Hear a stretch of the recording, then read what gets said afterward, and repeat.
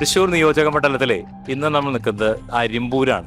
മണലൂർ നിയോജക മണ്ഡലത്തില് 3 സ്ഥാനാർത്ഥികളാണുള്ളത്. ഒന്ന് അഡ്വക്കേറ്റ് സി രവീന്ദ്രനാഥ്, അതുപോലെ തന്നെ advocate K Aneesh, T N Prathapan. 3 പേരും അവരുടെ കഴിവ് തെളിയിച്ച ആളുകളാണ്. കാരണം പ്രതാപനെ സംബന്ധിച്ചിടത്തോളം ഈ മണ്ഡലം ഒരു പുതുമയുള്ള സംഭവമല്ല.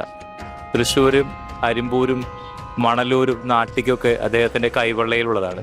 രവീന്ദ്രമാഷിനെ സംബന്ധിച്ചിടത്തോളം നമ്മൾ പറയുകയാണെങ്കിൽ രവീന്ദ്രമാഷ് ഒരു ജനകീയമായ ഒരു നേതാവാണ്. എവിടെ നിന്നാലും ജയിക്കാൻ പറ്റുന്ന ആർജവും കഴിവുമുള്ള ഒരാളാണ്. അനീഷിനെ സംബന്ധിച്ചിടത്തോളം അദ്ദേഹം സുരേഷ് ഗോപിയുടെ വിജയത്തിന്റെ പിന്നിൽ പ്രവർത്തിച്ച ചുക്കാൻ പിടിച്ച ഒരു ചാണക്യനാണ്. BJPയുടെ എല്ലാ കുതന്ത്രങ്ങളും അറിയുന്ന ഒരാളാണ്. അപ്പോൾ ഇവിടുത്തെ മത്സരം വളരെ കടുത്ത ഒരു മത്സരം തന്നെയായിരിക്കും. ഇവിടെയുള്ള വോട്ടർമാരോട് ഈ ആര് ജയിക്കുമെന്നുള്ള ഒരു ചോദ്യവുമായി നമ്മൾ ഇവിടെ വന്നിരിക്കുകയാണ്. TJS മീഡിയ ന്യൂസിന്റെ ഈ എപ്പിസോഡിലേക്ക് ഏവർക്കും സ്വാഗതം. LDF സ്ഥാനാർത്ഥിക്കാട്ട് 5000 കൂടുതൽ കിട്ടുള്ളൂ. തുടർ ഭരണ സാധ്യതയുണ്ട്. വി സുധാകരൻ ഇപ്പൊ പാർട്ടി വിട്ടു പോയില്ലേ? അത് നമുക്ക് പ്രശ്നമല്ല. പാർട്ടിയിൽ വേണ്ടാത്തവരെ പാർട്ടിക്ക് വേണ്ട. അതാണ് നമ്മുടെ പ്രസ്ഥാനത്തിന്റെ കഴിവ്. അതാണ് LDF. LDF എത്ര സീറ്റ് കേരളത്തിൽ നേടും? നമ്മുടെ പ്രസ്ഥാനം പറഞ്ഞുള്ളത് 110. അതിന്റെ അടുക്ക് വരും. ഇവിടെ നിലവിൽ BJPക്കാ. അതായത് കഴിഞ്ഞ തവണത്തെ ഇലക്ഷനിൽ 36,000 തൊട്ട് 40,000 തൊട്ടോളം രാധാകൃഷ്ണൻ പിടിച്ചിട്ടുണ്ട്.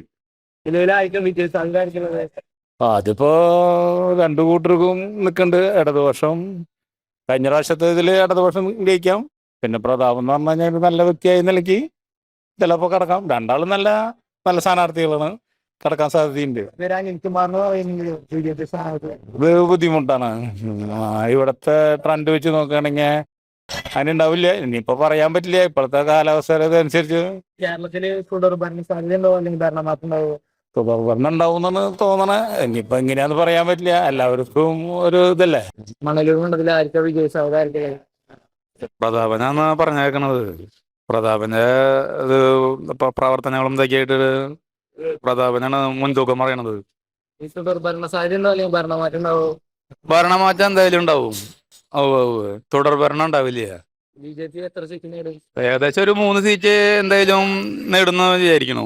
അത് തിരുവനന്തപുരത്തും പാലക്കാടും കിട്ടുമെന്ന് വിചാരിക്കാം. 3ാം ഭരണം കിട്ടില്ല. 3ാം ഭരണമൊന്നും കിട്ടില്ല. അത് എത്ര സീറ്റ് നേടും? BJP 1-2 സീറ്റ് കിട്ടും.